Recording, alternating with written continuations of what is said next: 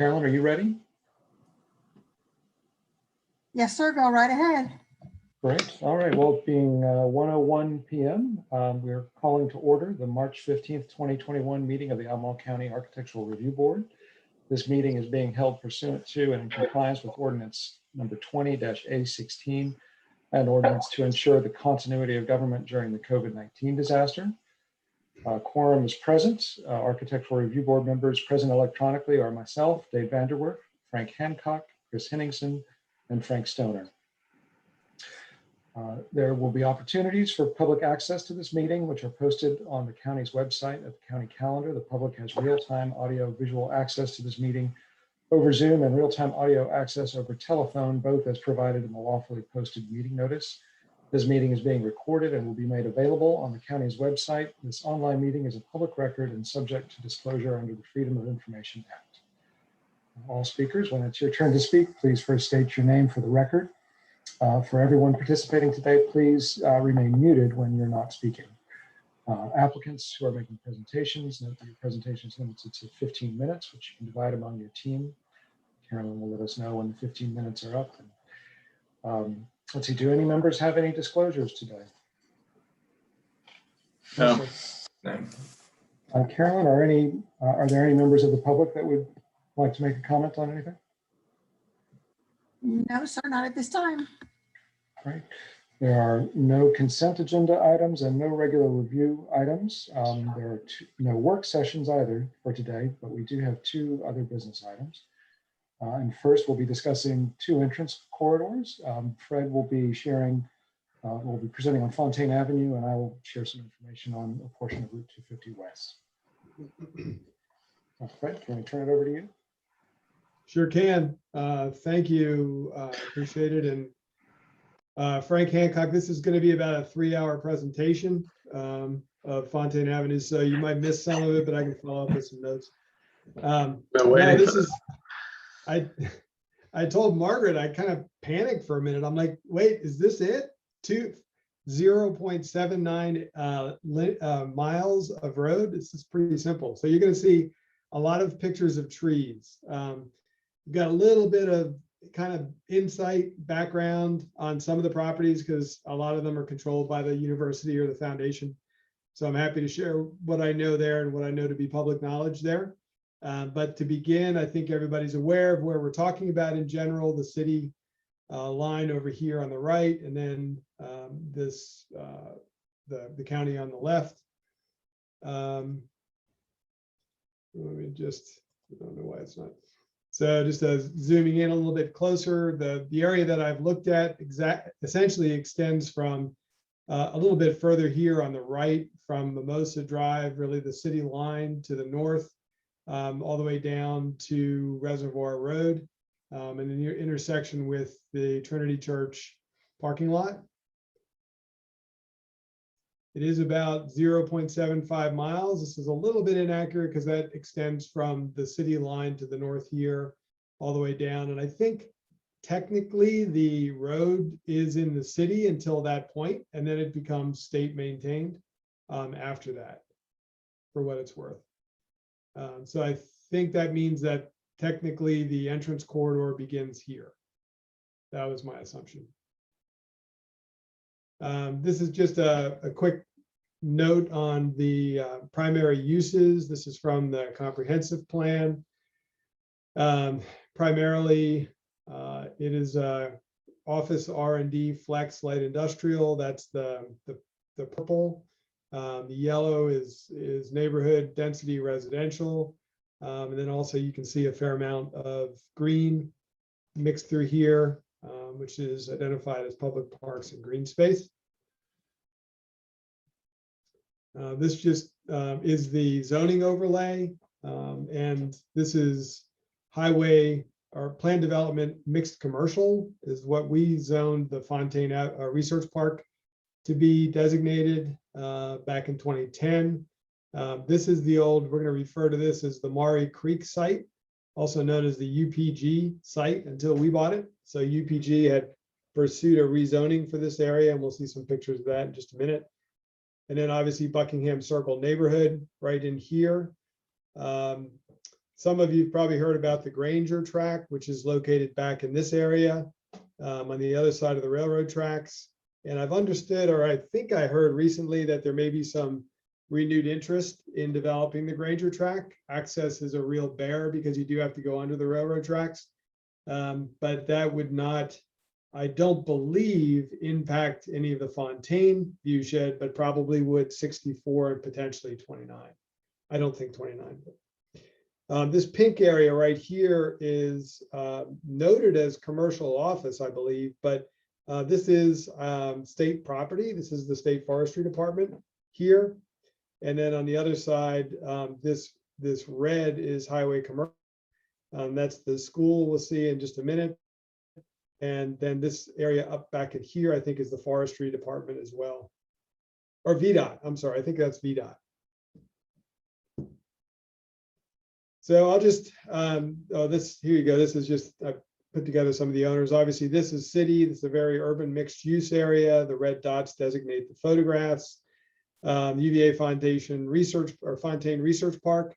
Many of you know that we developed that over the span of about 25 years. We started in the mid-90s, and we sold the Fontaine Research Park to the university back in, I think it was 2018. And so that is now grounds, considered university grounds. This is also obviously considered university over here, and would probably, this is O Hill, this would probably be considered by them as long-term holdings, primarily open space, pretty rugged, difficult terrain to develop.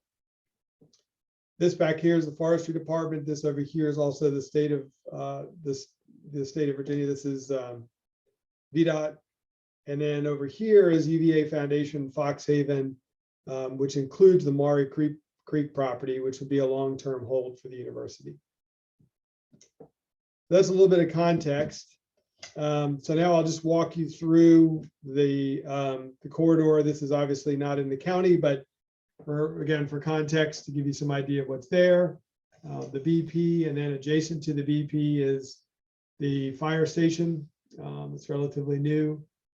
And then moving down, this on the right-hand side is Piedmont Housing. Piedmont Housing is owned by the university, so this is considered grounds as well. There has been discussion about whether or not what's at Piedmont is still the highest and best use for the property, or if there's some other alternative use that could be considered longer term. And I can tell you that's been a question that has been around as long as I've been at the foundation, which is 20 years this year. It's faculty housing, married faculty housing, I believe. Then just continuing down, like I told you, there's gonna be a lot of pictures of trees. This is sort of the compression, the area between the city and the county, the transition point. And then moving west, most of these slides will be looking west. This is as you come out onto county property through the city transition, and as you approach the Fontaine Research Park. When we developed the Fontaine Research Park, we actually petitioned VDOT to allow us to create this median and to maintain the median. So we actually, our maintenance when we owned it came out to the median itself. And even we had some maintenance on the north side of Fontaine Avenue, just to try to create a nice frontage for all of Fontaine. I'm not honestly sure what facilities management has been doing out there, but we would plant annuals and just kind of try to dress it up a bit. So it was a nice first impression. Getting closer to the entrance itself of Fontaine. Here you can see a little bit of the groomed landscape on the right-hand side. And then the entrance itself. I think many of you know this, just as a side note, during normal times, this is football parking. So there's a lot of pedestrian traffic that comes along this sidewalk here, crosses, and then goes up into the parking lots of Fontaine where people tailgate. So just continuing down, moving west again, this is the overpass of Route 29 and the bypass. Again, we're on the east side of the intersection looking back. There has been a lot of discussion over the years about proffers associated with A, the expansion of the Fontaine Research Park, or B, the development of the Maury Creek property. A lot of those proffers were widening these roads, creating pedestrian connections under the bridge between the, I guess that's the east and the west side, and also improving some of the on and off ramps by widening them. At times there was discussion about potentially even needing to improve the Route 64 interchange, but I think that's being taken care of, and that never became part of the proffers. So this is probably too much information, but since this is such a short length of road, when UPG went to rezone their parcel, which I'll show in a minute, not only were they required to proffer development or transportation improvements associated with their increased capacity, but they also proffered all of the improvements, with the exception of some of the frontage improvements at the Fontaine Research Park.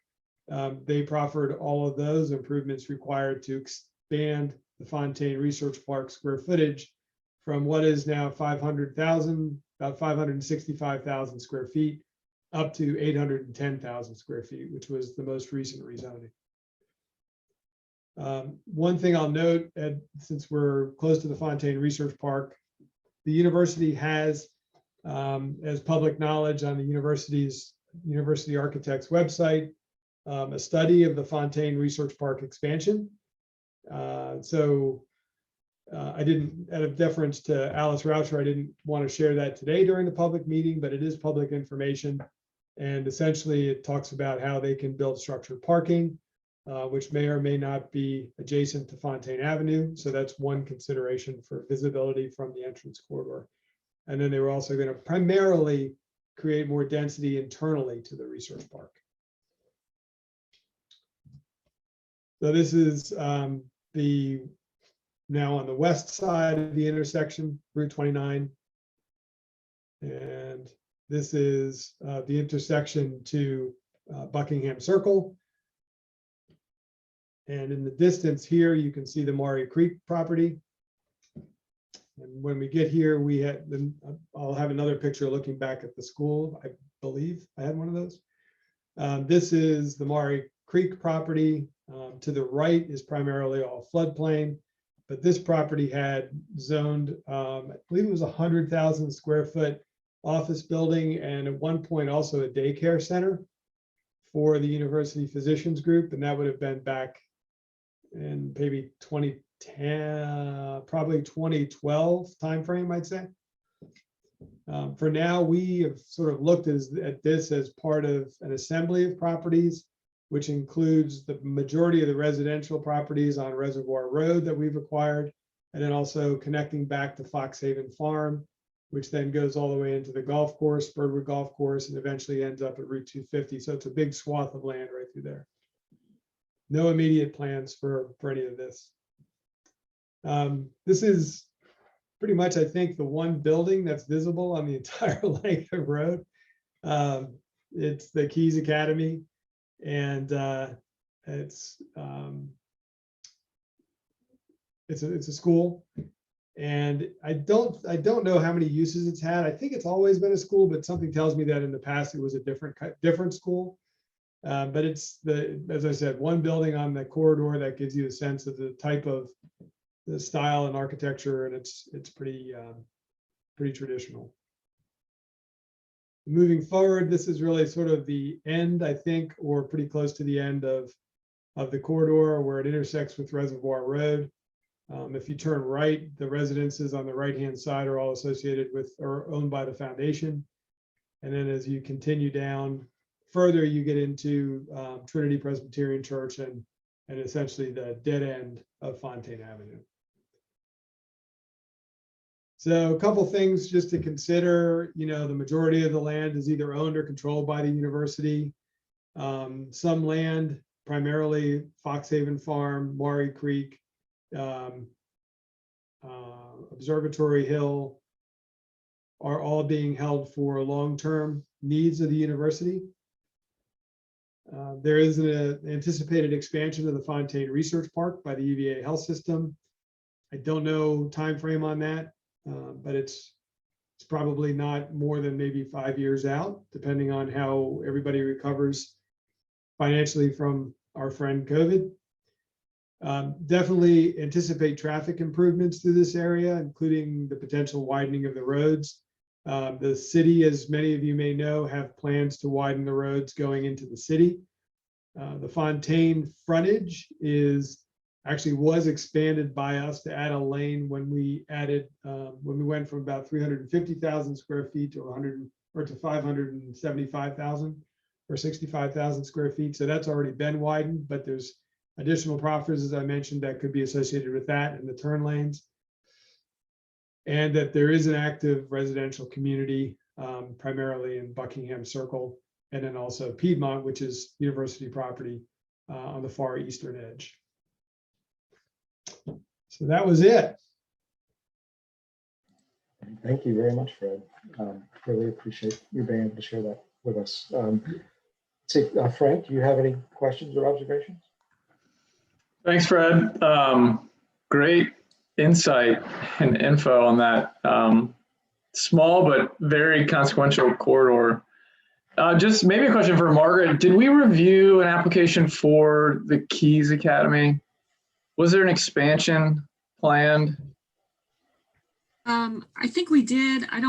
That name does not strike a bell with me. I can try and look that up while we continue. We did review some school plan for that property behind it that would have had like athletic fields and lights that I think there was some concern could be visible from.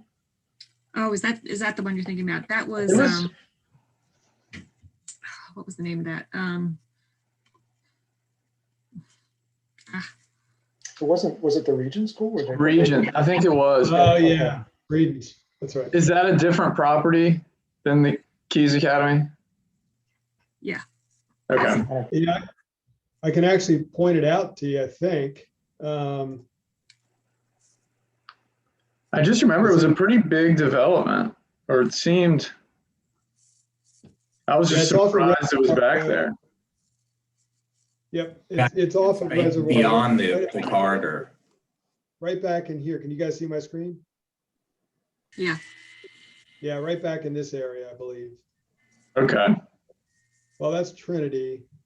So the Regent School is adjacent to the other side of the church property, and I think it's more than one parcel. So it's to the west and it's adjacent to 64. And so the corridor stops, and we were just really reviewing it because of the visibility from the corridor. Or does the corridor continue to that? I think there was concern that it was visible possibly from 64. Oh, the 64. Okay. Gotcha. Thanks, Fred. Sure. Chris, any questions? Yeah, thank you.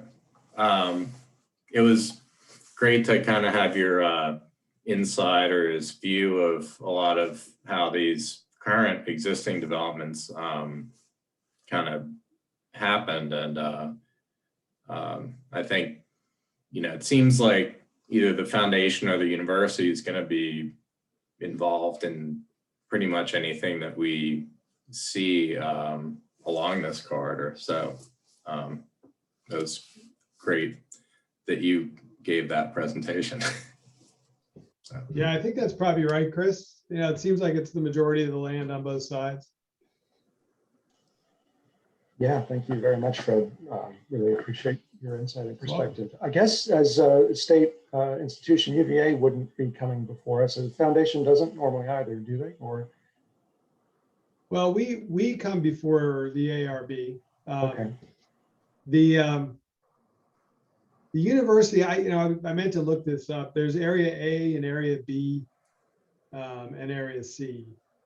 And I think this is in area C, but I'm not sure about that. I will say this, and that is that, especially, have you guys heard of LUPEC, Land Use Planning and Environmental Council?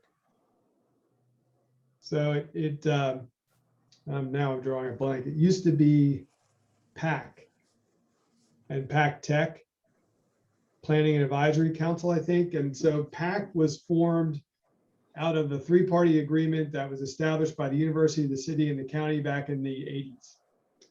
And PAC was dissolved about a year and a half ago. And the Land Use Planning and Environmental Council, LUPEC, was established. LUPEC is not a public group like PAC was, but it's made up of city, county, university, UVA Foundation, and a Rivanna Sewer and Water Authority. And so a number of us sit on that and communicate projects like this to each other. So if something like this were to come up, I mean, I'm not on there as an ARB rep, but it could be, have my ears to the ground. So I would imagine it would still be over communicated, but I think technically it's not, I'm assuming it's not a requirement to have a certificate of occupancy because it's state property. Yeah, that makes sense to me. Or sorry, certificate of appropriateness. Right, yeah. Great. Well, having had the chance to live in Mimosa for a year when we first relocated here, it was a good use at the time, but I certainly can imagine more dense and intense ones there. Yeah. Great. Any other observations? Happy to turn to some more on 250 West. And Fred, glad you're here for this as well, because it's a similar situation, not quite all UVA and Foundation, but a good deal. Let me just start the presentation, then I'll get the right screen shared.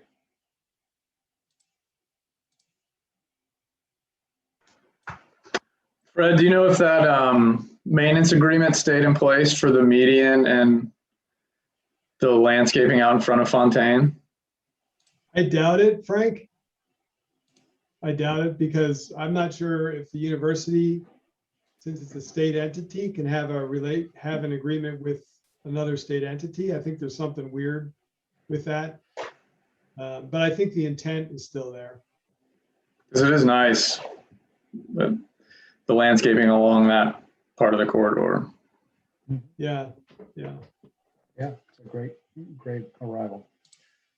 Well, good. Can you all see my screen? Great. So just appreciated the chance to go through a fair portion of the 250 West corridor earlier this year. Today, we'll just be looking sort of at the last 2 miles.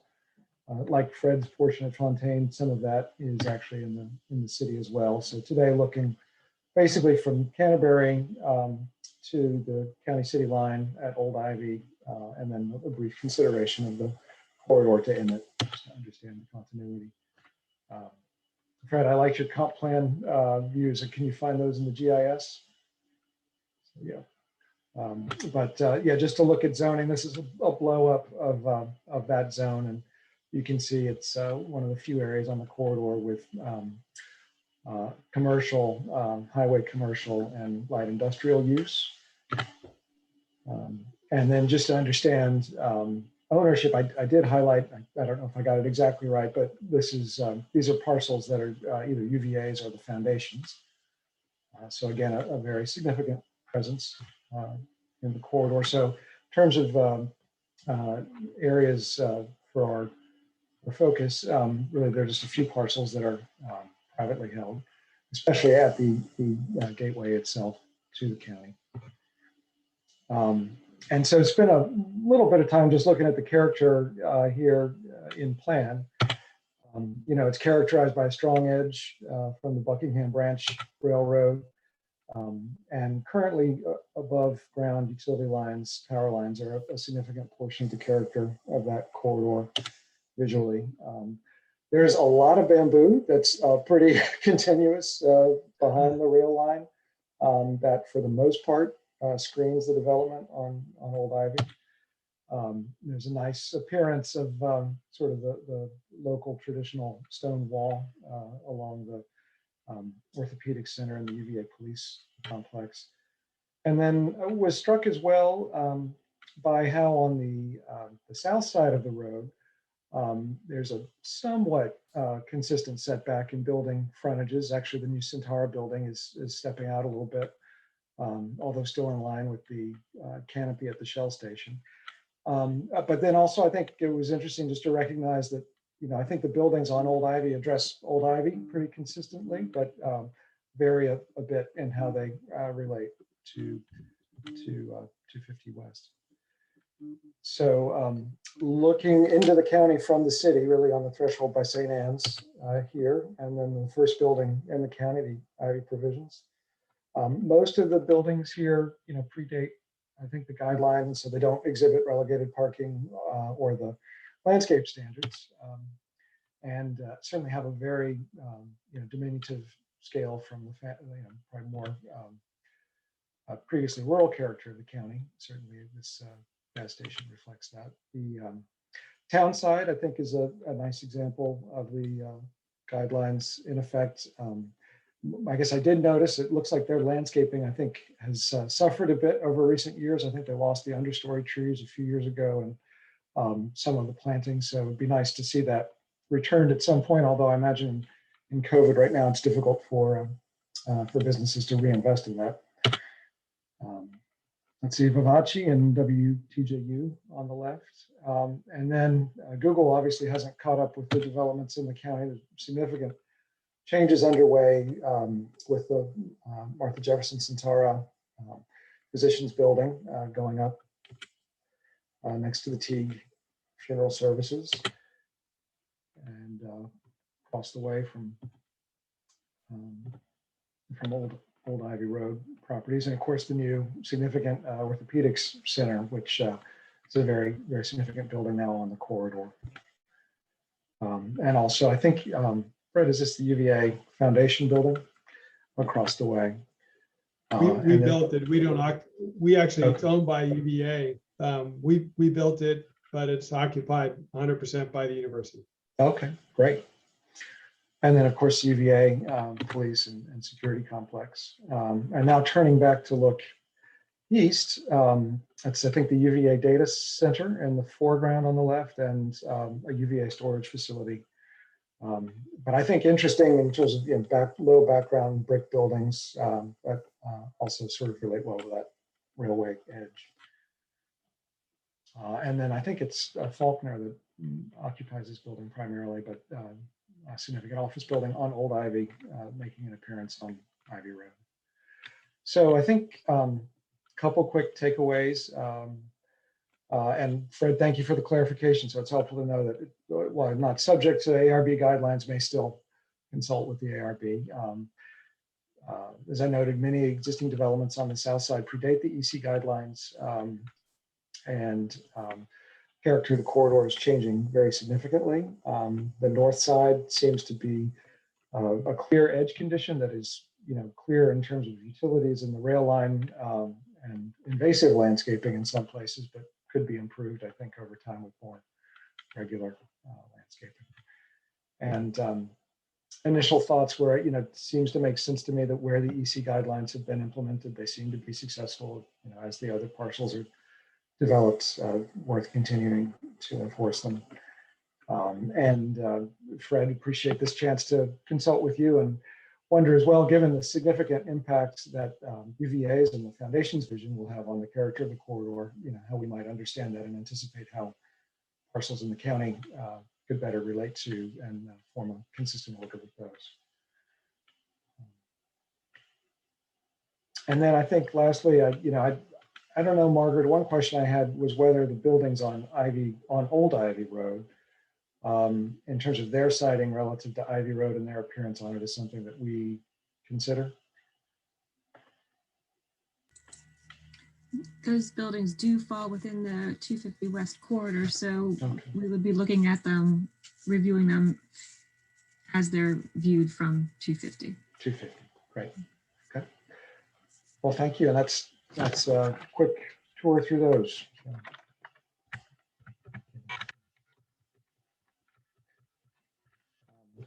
So I don't know, I guess we'll open it up for discussion. Frank Hancock.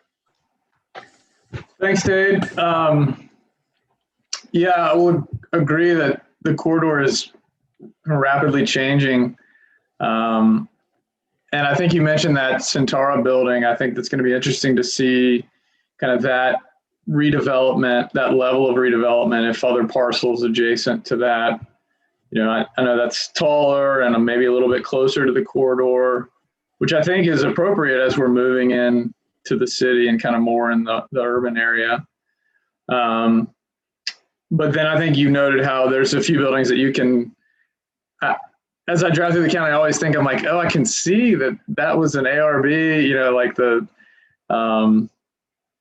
Townside perhaps, or kind of what you maybe see on some of Old Ivy Road, maybe the Faulkner building. I don't know what the date of that is, but you can kind of see, that might have gone through the ARB, and, I'm usually pleased with the results. So, but no, thank you. I think similar to Fontaine, very important entrance corridor, just the amount of people that come in this way to go to UVA and, coming through the county, into the county. So, very important corridor.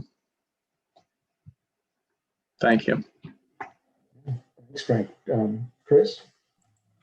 Yeah, thank you. That's a corridor that I'm very familiar with personally. Every time I go to Foods of All Nations, I go that way.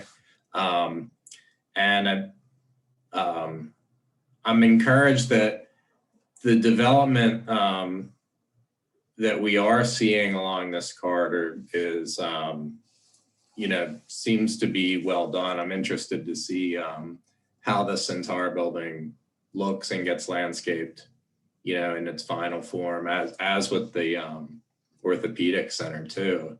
I think it's regrettable that so much of that corridor is occupied on the, I guess it's the north side, by the rail tracks, just because that seems to be something that's kind of out of, our direct ability to influence how that looks. But a great presentation, and thank you. Thank you, Chris. Yeah, Fred? Yeah, thanks, Dave. I'll echo everything everyone just said, and ask a couple questions and then highlight one thing. So in terms of having UVA projects be reviewed by the ARB, did we see, or did I wasn't on the ARB at the time, but did you all review the musculoskeletal center at all? Did you get any heads up that that was coming? No? Okay. So it may, I don't know, maybe LUPEC is an informal way of bringing those kinds of things forward, but it doesn't sound like it's part of a formal process. The other thing is, I completely agree with what others have said, that railroad and especially the utility lines along that side, it's not a great entrance corridor. And, as I think about the future of that entrance corridor, it's near and dear to me as well, Chris. I work down at Boar's Head and drive that a lot. With the development of the hotel and conference center, the School of Data Sciences, everything on that corner up to Arlington, that whole area is about 14 acres of land, and it's got capacity for about 750,000 square feet of development in long term. So in like probably 2 phases. So the traffic coming in from that intersection 250 and through there's going to be a large traffic volume going through, and in some cases going to be a lot of visitors coming in that way to access the university. It's one of the 2 sort of front doors to the university, which is why the visitor center is located there, unfortunately, in the police station. That's looking to be relocated to the hotel and conference center. So I think just highlighting the fact that that's going to be, super well used by visitors as an arrival, not only to the university, but to the city and to the county. That was all I had. Yeah, thank you, Fred. No, and good point. I think in terms of Buckingham branch and VDOT, we don't really have any kind of mechanism to shape what's done in their right of way. I guess, Margaret, is there anything on the back lot lines and the back parking lots of buildings on Old Ivy that falls within our purview? Does that fall within our REC? If it's within 500 feet of the right of way, well, let's say whatever's within 500 feet of the right of way does Okay. come under ARB review. So I think that most of that would be. Yes, yeah. Thank you.